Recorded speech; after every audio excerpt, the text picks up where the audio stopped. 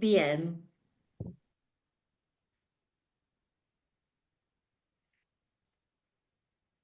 Sí, para no interrumpirte, viste, te hago el gesto con la mano cuando miras, mientras expones. Bien, Bien, entonces, si les parece, vamos a dar inicio a esta sesión estética medieval y otros temas.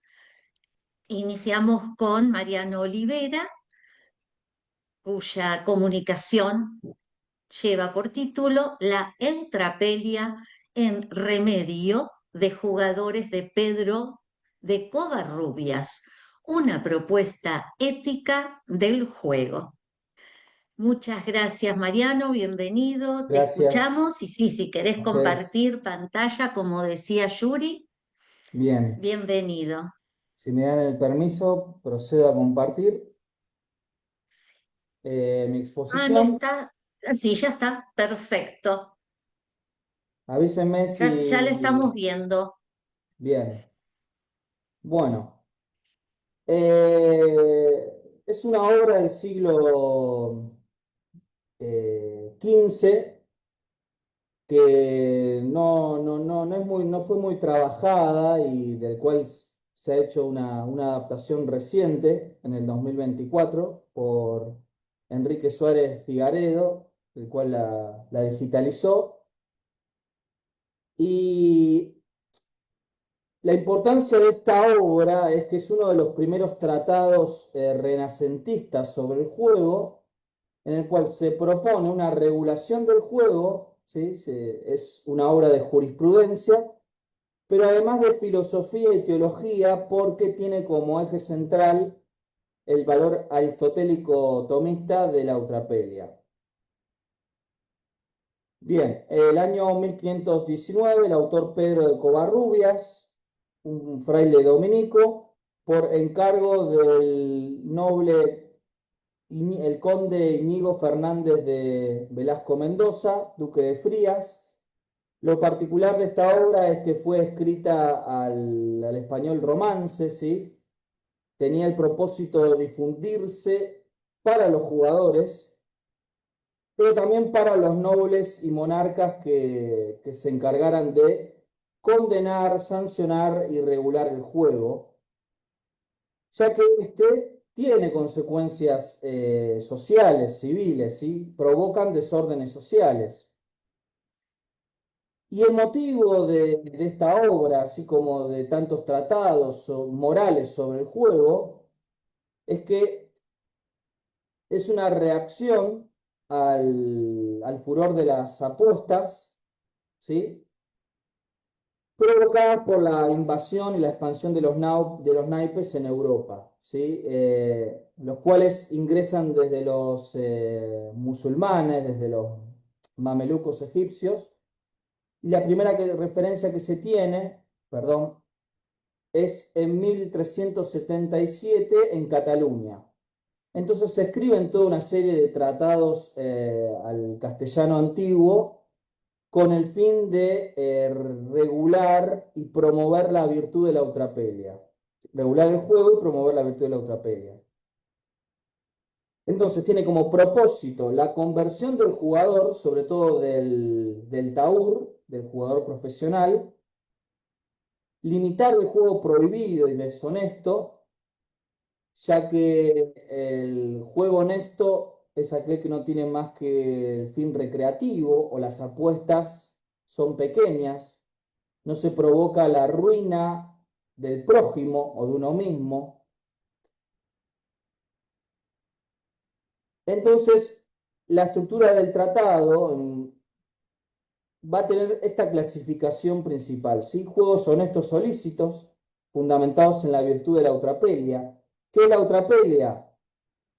La moderación en el juego, en el ocio, en la burla, en la jocosidad, ¿sí? Un descanso necesario del espíritu, la virtud sonriente, como la bautiza Tomás de Aquino en la Suma Teológica en el libro 10.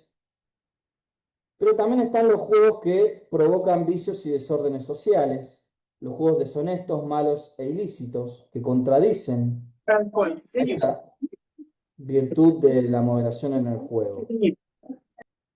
Y la tercera parte de la obra va a tratar de la restitución de lo perdido en las apuestas. Y va a haber muchas cuestiones de lo que son de regulación y jurisprudencia del juego, ¿sí? No vamos a tratar la tercera parte de la obra, sino que vamos a resumir la primera y la segunda, en la cual se clasifican los juegos en torno a la virtud de la eutrapelia, ¿sí? De esta virtud de moderación en el juego y en el ocio. Entonces, ¿cuál es el problema que provoca la elaboración de estos tratados del juego, en el cual Remedio de Jugadores es de los más antiguos? Habíamos mencionado la expansión de los naipes y de los dados, pero también el furor de las apuestas, porque estaba la promesa del oro y de los tesoros del Nuevo Mundo. Nos situamos en el siglo de oro español, y además porque el juego llega al extremo de blasfemar contra Dios. El perdedor realiza insultos contra Dios y además contra la providencia divina cuando hace rituales cabalísticos e idolátricos, ¿sí? Cuando adora a la fortuna azarosa, a esa fortuna pagana, en lugar de la providencia divina, ¿sí? Son entonces juegos de azar asociados a la fortuna pagana, lo cual es una ofensa para la providencia divina. Además, el juego es una violación contra el orden estamental, feudal, medieval. Hay un ascenso social ilícito, el sinvergüenza, el delincuente, el vicioso puede ascender socialmente y sin mérito por puro azar, ¿sí? Contraría el orden y la estructura jerárquica medieval. Pero, como ya mencioné, además, es una ofensa contra la providencia divina, ¿sí? De la superstición en el juego, cuando se invoca a la fortuna, a la blasfemia contra Dios que realiza el perdedor. Y el daño, además, que se hace contra el prójimo en las apuestas, dejándolo en la ruina material y no solo material, sino además espiritual. Esta condena del juego ya es primitiva en la mentalidad cristiana, ¿sí? Se puede ver en los padres de la iglesia como San Jerónimo, como San Agustín, en apologetas como Tertuliano, Lactancio, los cuales incluso le llegan a atribuir un origen demoníaco, productores de herejía, de idolatría, de blasfemia, de maldición, de desorden social, ¿sí? De discordias. Por eso entonces merecen el título de juegos prohibidos al alterar no solo el orden de los estamentos, sino provocar discordias sociales o escándalos públicos. Bueno, entonces entre el siglo XVI y XVII hay toda una serie de tratados sobre el juego y el ocio, escritos por moralistas, filósofos y teólogos. El enfoque de estos tratados va a ser la virtud de la eutrapelia, inspirada por Aristóteles y Tomás de Aquino, o influenciada. Y la finalidad de estos tratados es lograr una utilidad pública, es decir, que lo contemplen los nobles, los monarcas, que promuevan normas, leyes para controlar el juego y el ocio, y además la conversión moral del jugador, sobre todo del taur, del jugador profesional. Estos tratados se caracterizan por clasificar las actividades y las pasiones lúdicas, de las cuales ya mencionamos que la principal distinción son juegos honestos y juegos deshonestos o diabólicos.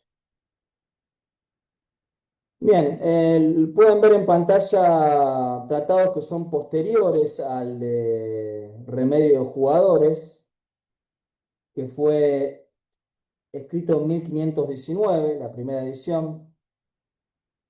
Por ejemplo, Francisco de Alcocer, el Tratado del Juego, en 1559. en 1599 el libro de los daños que resultan del juego. Juan de Mariana, Tratado sobre los Juegos Públicos, en 1609.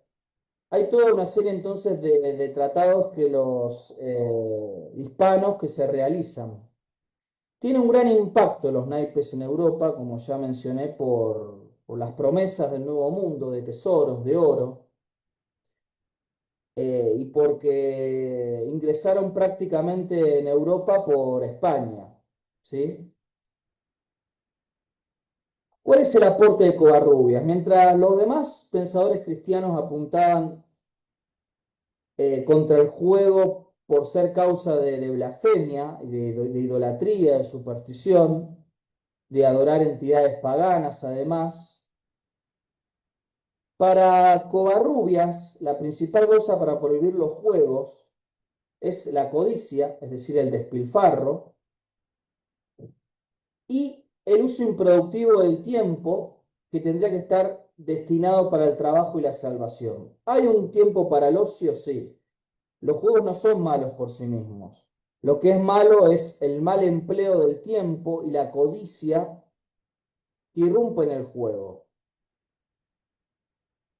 Porque se atenta no solo contra el bienestar material del prójimo, sino también contra el espíritu del prójimo al ingresarlo en toda una cadena de vicios que se desprenden de los juegos diabólicos.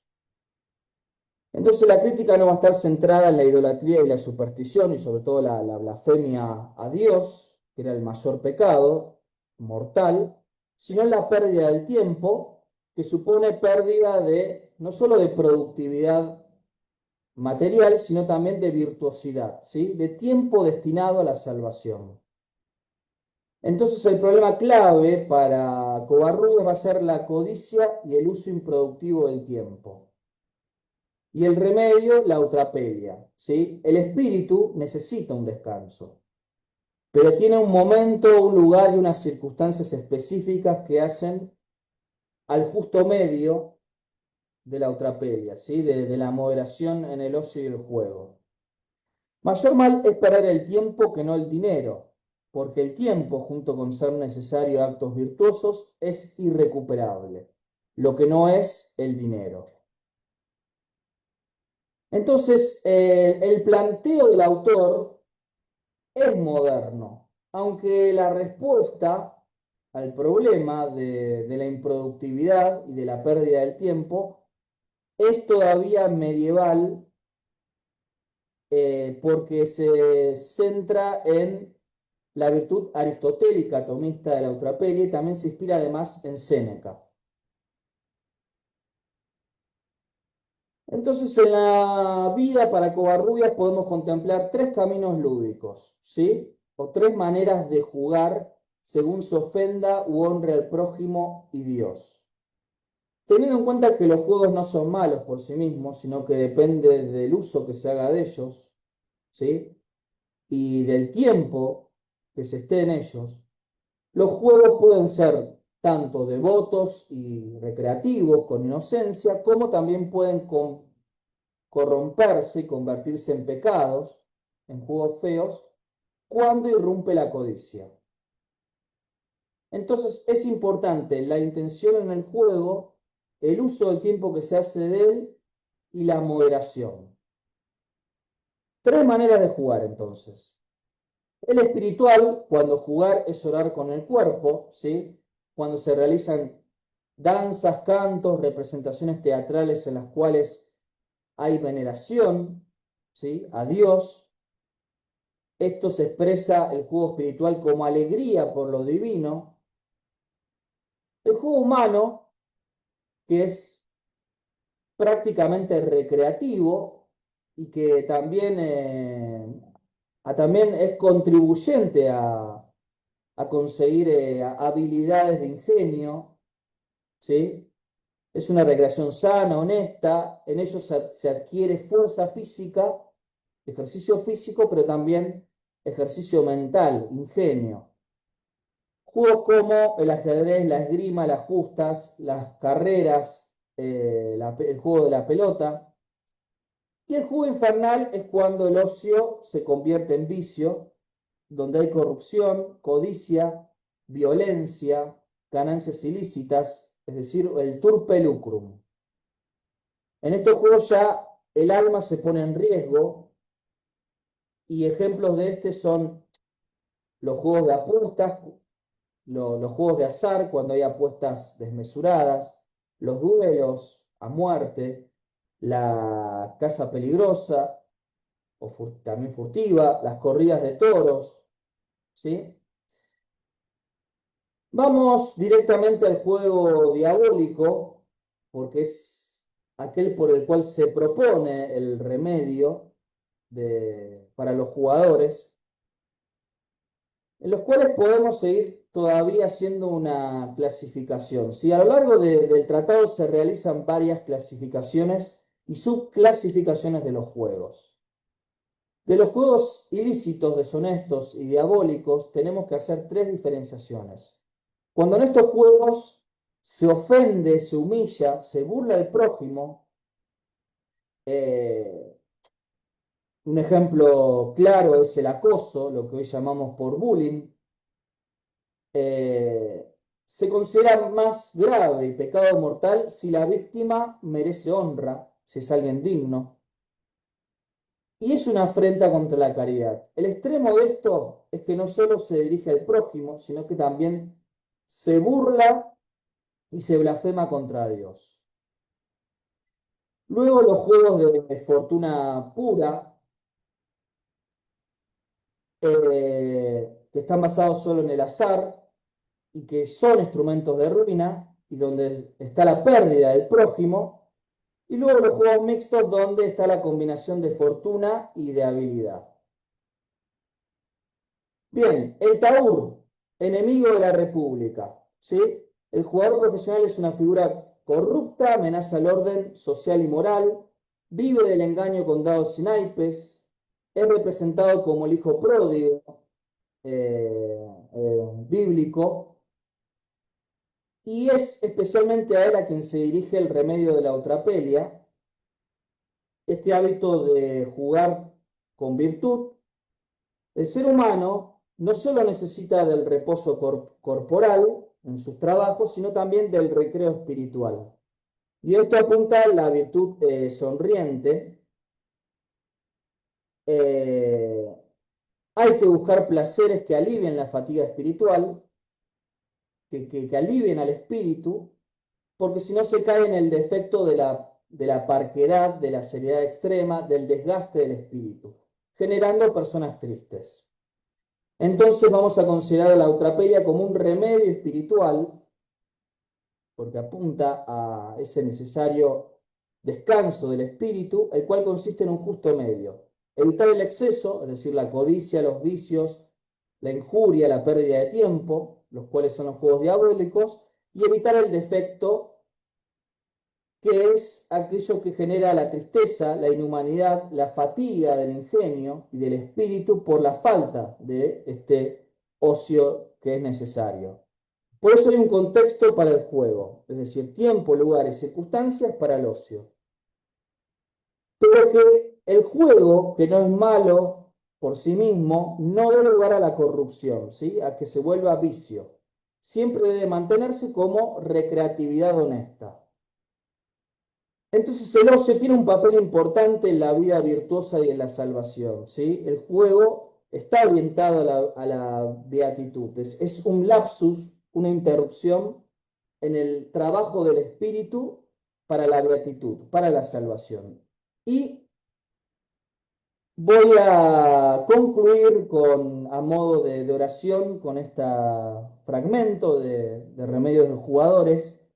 Vete entre los cristianos, oh maldicto error, pues te veis por esta escritura tan declarado y condenado.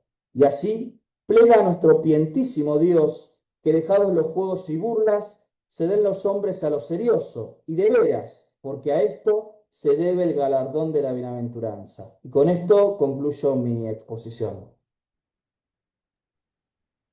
Muchas gracias, Mariano. Muy interesante. Y te sobraron dos Gracias. minutos. Así que para preguntas o para algo que quieras ampliar. Y realmente Bien. eh, hubo también ese mapa que me pareció de 1300 increíble.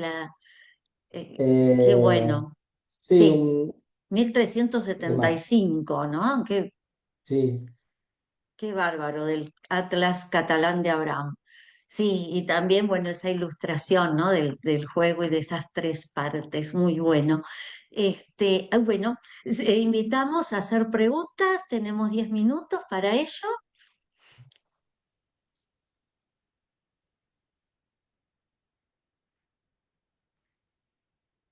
Sí,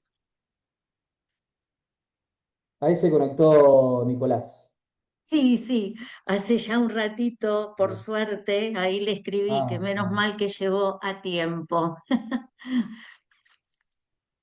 ¿Alguna pregunta, comentario que quieran que amplíe algo, Mariano? Hola, ¿puedo preguntar? Sí, ¿cómo no, Adelante. Sí. Nicolás? Hola Mariano, hola Susana, ¿cómo andan? ¿Cómo va? ¿Qué tal? Mariano, te quería preguntar respecto al problema de la salvación del alma, ¿no? Si no es un Sí. tema justamente central del problema entre reforma y contrarreforma, y si estaría Pedro Covarrubias, ¿te parece que está dando una respuesta también al tema de la salvación por el mérito? Sí, sí, por supuesto. Al considerar que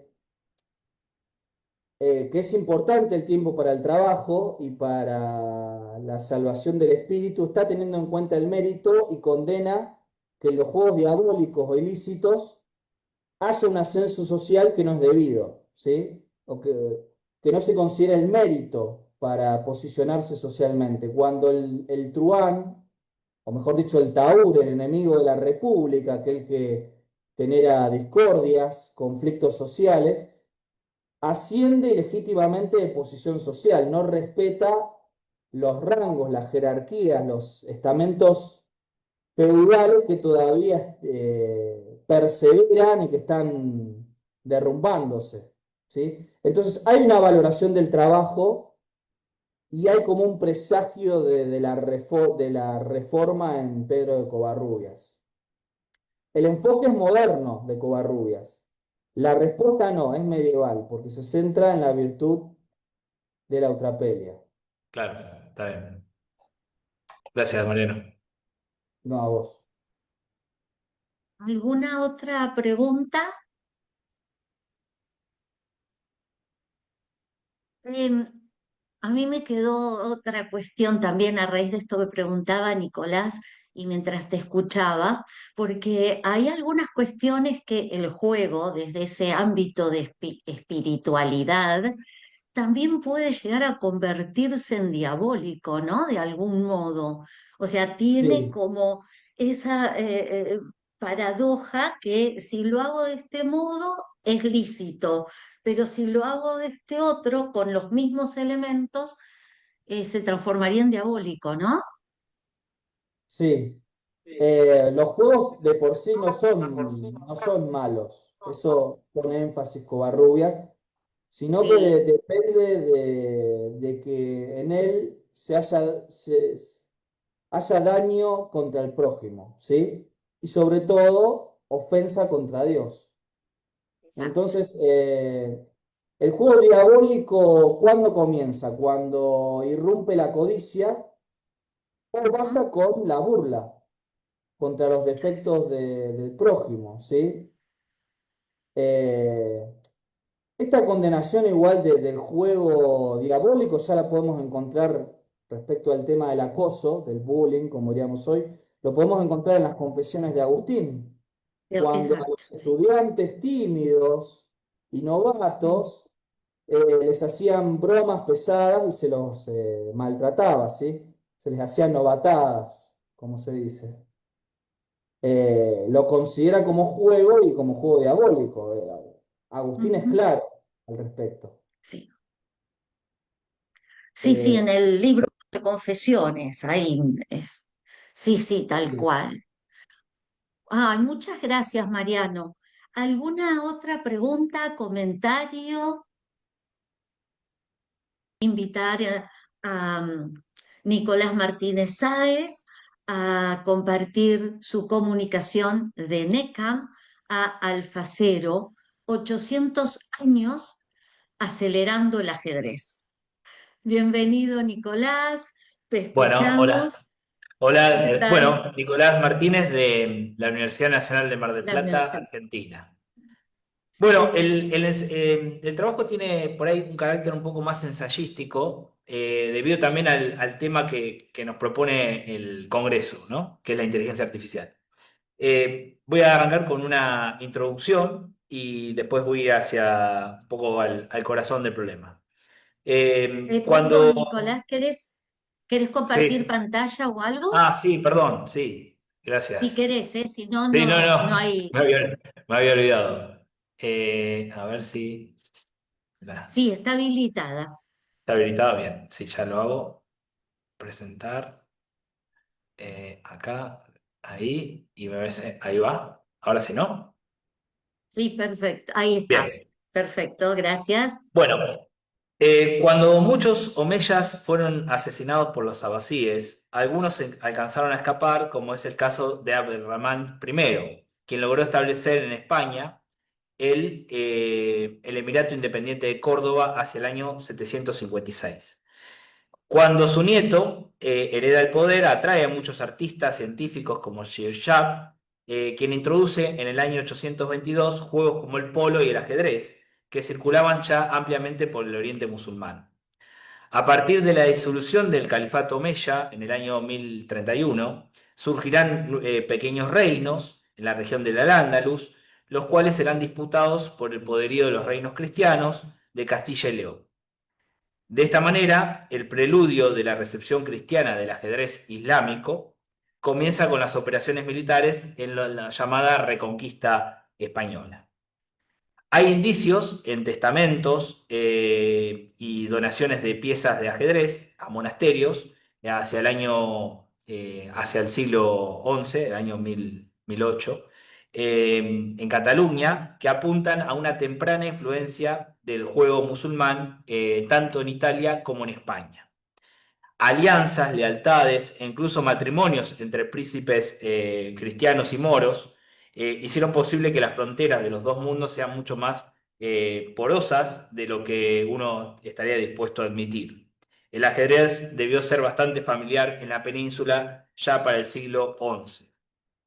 De hecho, hay una carta dirigida al Papa electo Alejandro II de Pedro Damiano, del monje italiano, obispo de Ostia, que cuenta que en una noche que pasa en un lugar con el electo Alejandro II, este se habría quedado despierto a la noche jugando al ajedrez.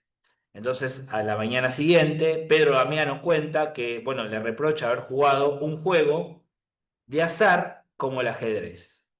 Y esto ya parece un poco extraño. De hecho, el término que utiliza Pedro Damiano es alia para referir al ajedrez. Con lo cual, Alejandro le contesta de que el ajedrez no es un juego de alia y Damiano insiste en que sí lo es y que por eso mismo debía, como toda la tradición cristiana, como bien había comentado Mariano, había condenado los juegos, desde, por lo menos del siglo II hasta el siglo XII, XIII, se mantienen las condenas a los juegos de azar. Bueno, debía pagar por... tener una penitencia por haberse quedado jugando al ajedrez. Bueno, un ajedrez que utilizara dados quizás no era extraño y en ese sentido vamos a pensar o voy a proponer cuál era la sensación que tuvieron los europeos medievales respecto a la lentitud del ajedrez musulmán.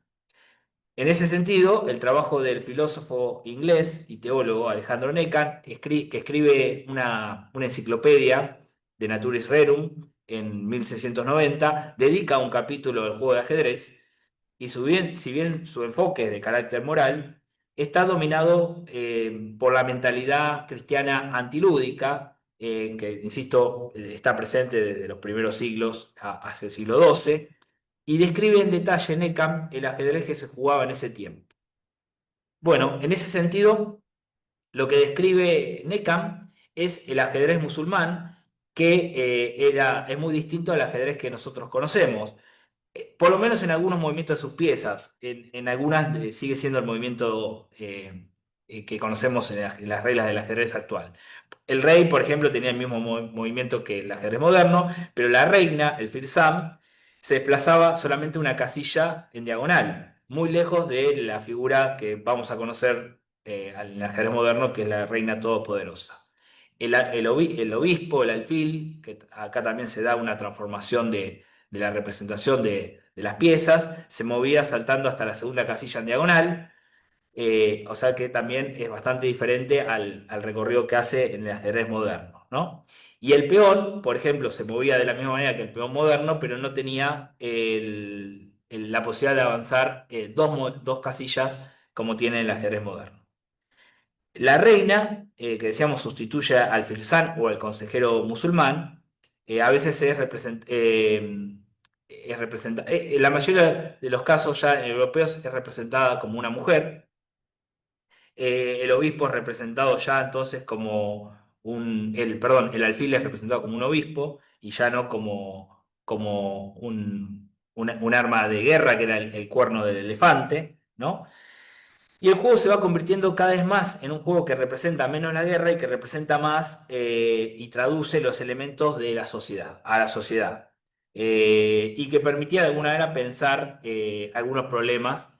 Por ejemplo, Neckham le resultaba una cuestión de incomodidad moral que el peón promocionara en la octava casilla, ¿no?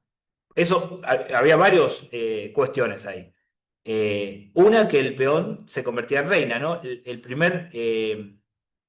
La primera cuestión era que un peón se convertía en reina y un rey no podría tener dos reinas, ¿no? Y menos aún un peón varón convertirse en mujer. Entonces eso generaba en Necan una extrañeza y le parecía que era una inconsistencia moral ese movimiento del peón de convertirse de varón en mujer.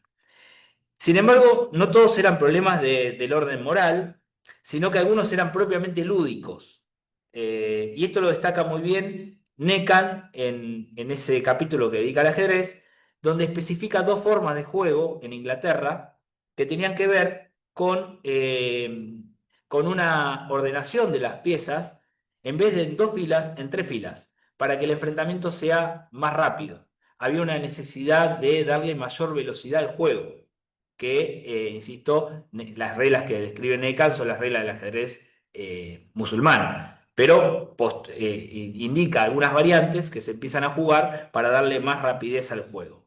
Bien, eran todos intentos de mejorar el juego y darle mayor velocidad en vistas de superar esta sensación de lentitud y de hastío. En ese sentido, podemos decir que el ajedrez se consolida en la Europa cristiana hacia mediados del siglo XIII y el juego es sometido a algunos cambios en el tablero. Por ejemplo, se alternan los colores, ¿sí? Que permite visualizar mejor las piezas. El cambio, la incorporación de la pieza de la reina o la alferza, que sigue siendo una figura ahí masculina en el caso de España, del trabajo de Alfonso X el Sabio. Sin embargo, el juego seguía teniendo en esencia las mismas reglas del ajedrez musulmán y casi se mantuvo sin diferencias por un largo tiempo debido a que estaba consolidado en el doble sentido de la palabra, ¿no? Porque ya había una extensa literatura que abordaba los diferentes aspectos como jugadas y problemas, que son gran parte de los problemas que hereda Alfonso X, y además contaba con grandes maestros del juego, que anotaban las jugadas. Los árabes hicieron del juego realmente una ciencia, ¿no? Y hasta dieron pensiones a los jugadores para vivir del juego. Los jugadores españoles también sentían la misma sensación de lentitud que los jugadores ingleses, y Alfonso X, en el libro del ajedrez, dados y tablas, documenta una manera de jugar al ajedrez con dados, donde sostiene que el enojo y la fatiga de los jugadores conducía a que se incorporen dados para jugar más deprisa.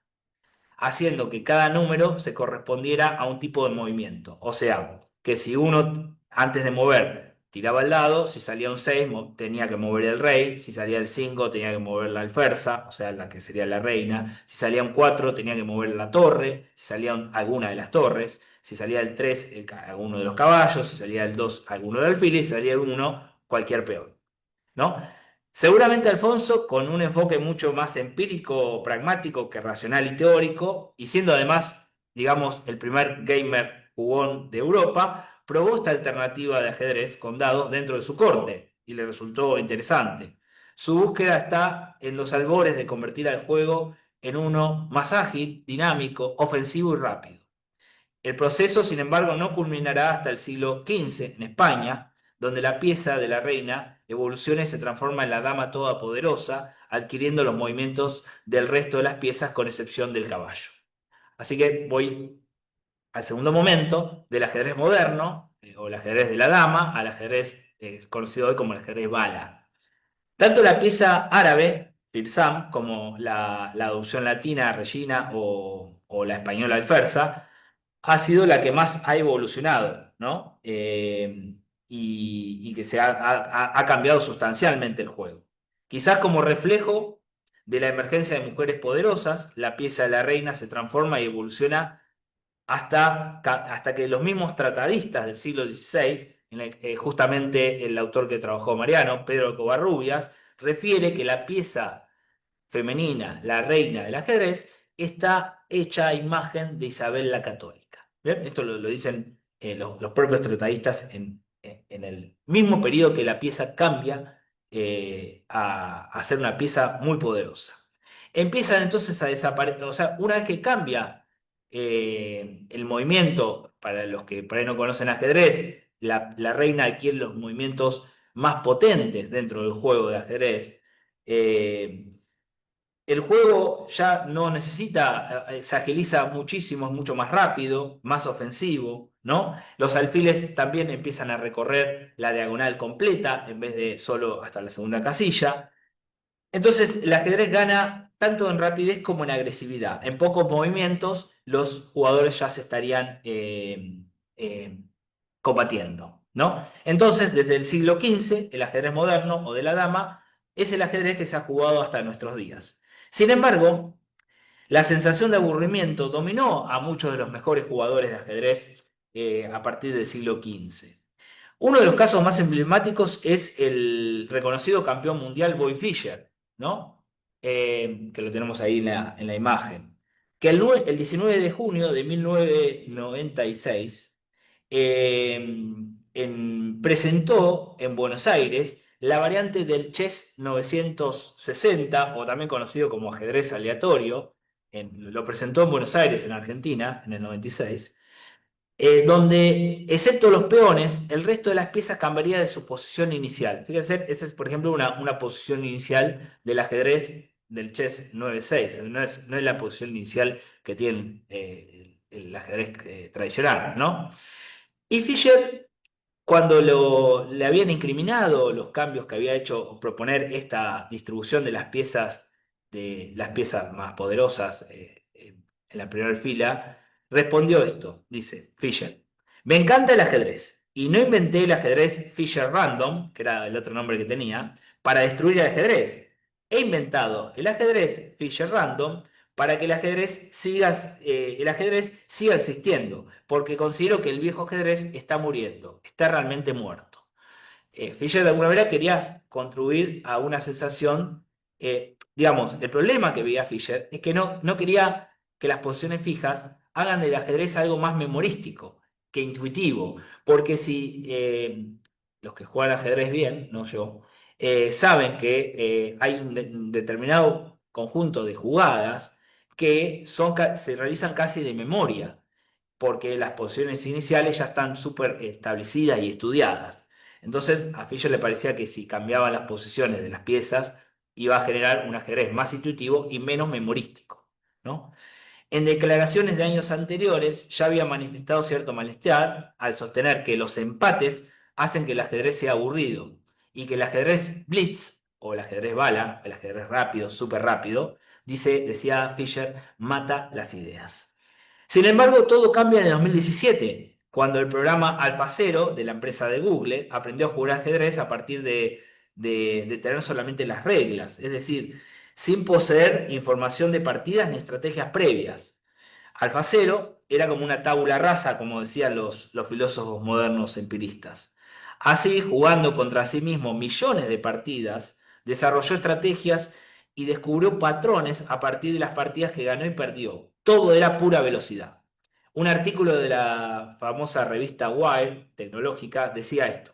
Hace 40 años el ajedrez blitz, el ajedrez rápido, explicaba, ¿no? Partidas ultra rápidas que se juegan con 1 o 2 minutos por jugador.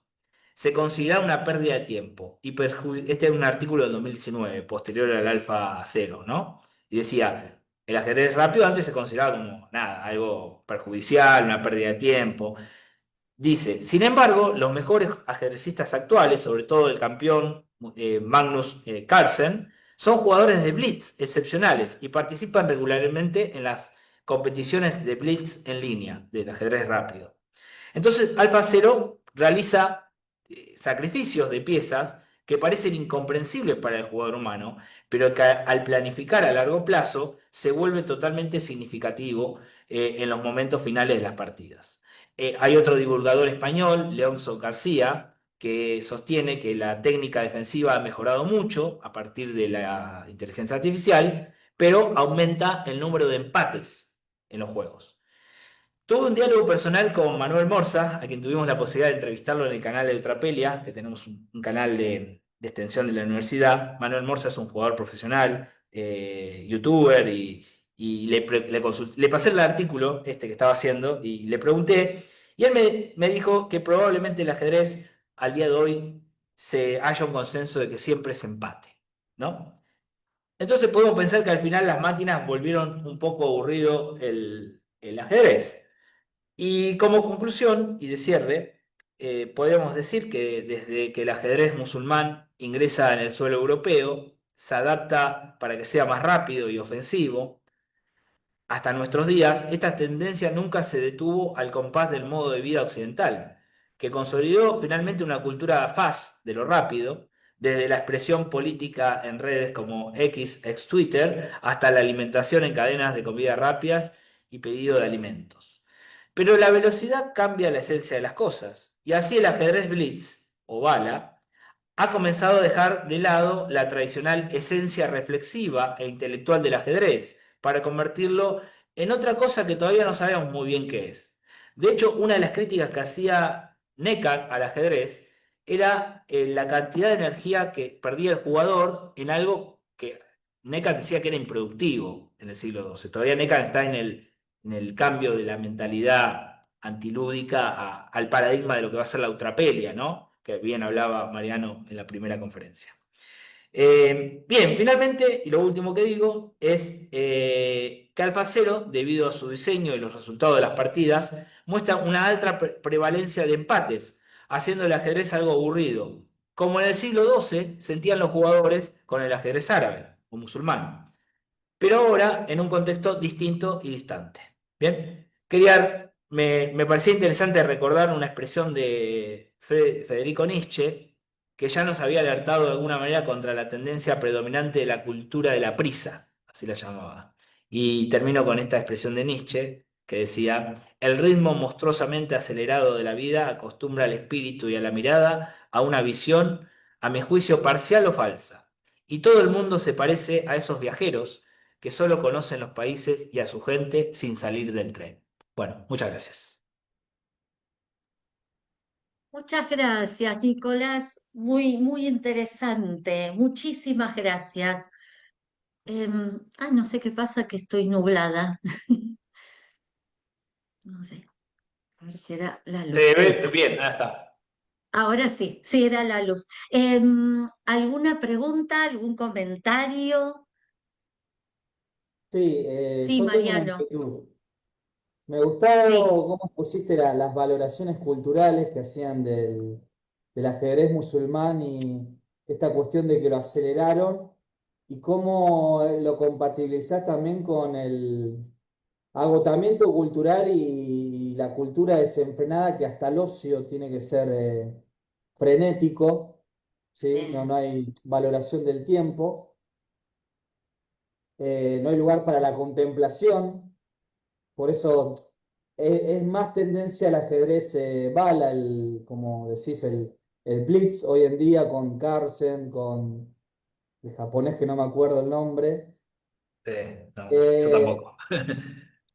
Lo que me produce la inquietud es la sentencia de Pedro Damiano, el famoso antidialéctico, creo que es el mismo, Sí, ¿no?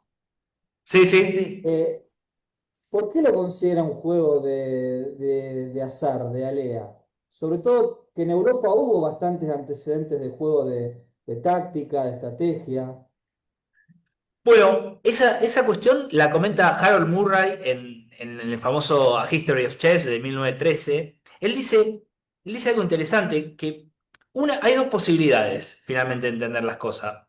Por ahí hay una más, pero dos posibilidades. Una es el espíritu, finalmente Pedro Romero era un antidialéctico, ¿no? Pero ahí también era parte de jugar un poco a que el ajedrez es un juego y quizás no lo conociera Pedro Damiano y pensaba que era un juego de alia, porque donde se hacían Sí, apuestas, que hasta podría ser, porque en el ajedrez en ese momento también en algún contexto se podría ver alguna apuesta.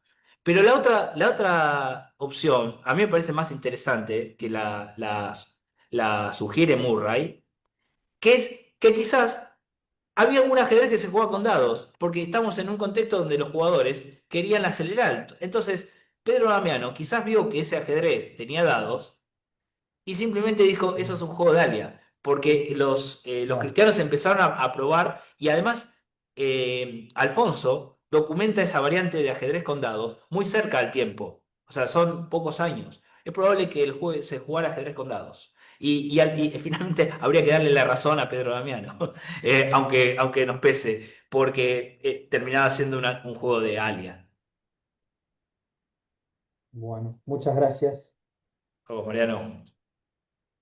¿un comentario, pregunta, alguien que juegue al ajedrez y que pueda aportar alguna otra cosa? Yo no.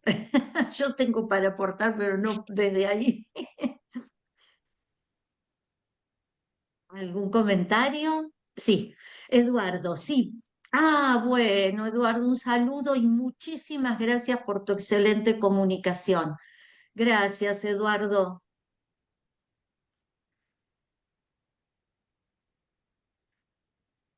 Bueno, si no hay comentarios, o sea, yo no sé jugar al ajedrez, lo que sé del juego lo sé por ustedes, bueno, sobre todo por Nicolás, y algún seminario al que asistí sobre el juego. Y bueno, a mí también como Mariano me llamó la atención, y ya lo respondiste, lo de Pedro Damiano, a quien he leído, pero no me detuve en esta cuestión. Me llamaron la atención un par de cuestiones. Una, la de el obispo es el alfil, ¿no? Eso, ¿cómo se explica? El peón, y lo que me interesó mucho y que lo quiero incorporar, así que ya tendremos que hablar, esto de que el peón se convierte en reina, ¿no? En mujer, en dama. Y hemos trabajado bastante la cuestión del travestismo medieval, pero eran las mujeres en varones. Y entonces acá en el ajedrez de este siglo XIII, que se convierte en reina, en mujer. Me llamó también la atención que ya en estos siglos les pagaran, los pensionaran para que jugaran.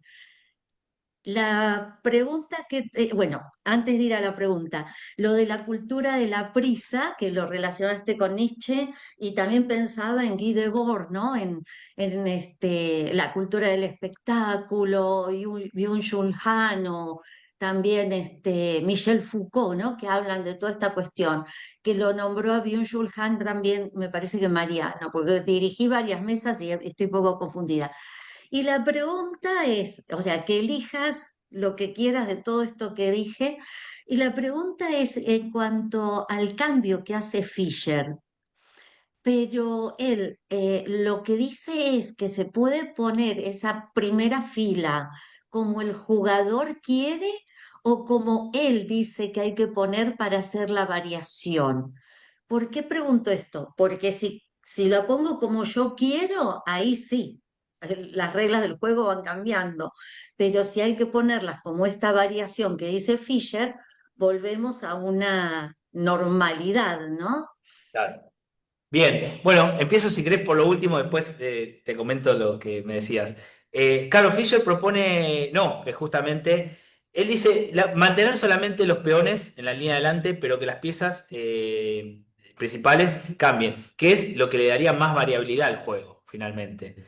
O sea que él propone como querer salvar al ajedrez para olvidarse de la memorística. O sea, si no los jugadores memorizan muchas jugadas y van a muchos empates también.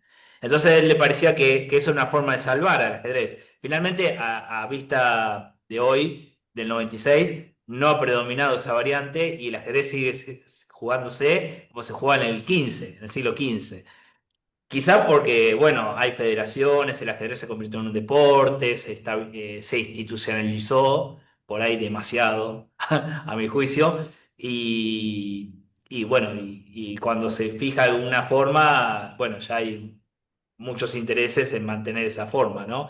Y bueno, pero me parece que, bueno, que hay que darla a conocer y bueno, son formas pueden ser interesantes para jugar. Pero claro, destruye mucho tiempo de estudio, porque si se estudia con esto como estudiar con unas premisas y te cambian las premisas y todo lo que desarrollaste sobre esa premisa se viene abajo. Así que bueno, eso con respecto a Fisher. Y con respecto a lo del obispo, por ejemplo, claro, como los europeos vieron el colmillo del alfil, que era el elefante viene de Oriente y vinculado a la guerra, los europeos vieron una mitra de obispo. Entonces de ahí dijeron, es la Ah, mitra del obispo, y dijeron, bueno, mm. sería un obispo. Y también algunos lo relacionaron con el anciano, así que... Claro, algunas piezas no sabían muy bien los europeos de qué eran y empezaron a decir, bueno, esto corresponderá a esto, a lo otro. Con el alfil es el caso por ahí más llamativo. Y después respecto de Necan, que claro, Necan ve como es una visión moralista del juego, no puede pasar nada en el juego que no tenga su espejo en la sociedad. Entonces ya ve como problemático que un hombre se convierta en varón. De hecho, en el comentario que hace dice se pierden privilegios al convertirse en mujer y se hace lo que pasaba con Tiresias, que cambió de sexo y bueno. eh, pero es un comentario medio al pasar, pero porque el texto es cortito, la verdad, pero claro, ve todas las cuestiones morales que pueden estar en el juego del ajedrez, ¿no? En la representación, en el simbolismo, ¿no? Pero así todo documenta el juego, ¿eh? Porque explica perfectamente cómo se mueve. O sea, generalmente si queremos saber bien cómo se jugaba el ajedrez en el siglo XII, NECA, el trabajo es fabuloso, pues nos dice perfectamente cómo se jugaba el juego en ese momento. ¿Hay alguna otra pregunta? Yo tengo otras Sí, si no hay Mariano. alguna otra. Ahora la inquietud la tengo con las inteligencias artificiales, ¿sí? Vos dijiste que tienen tendencia al empate.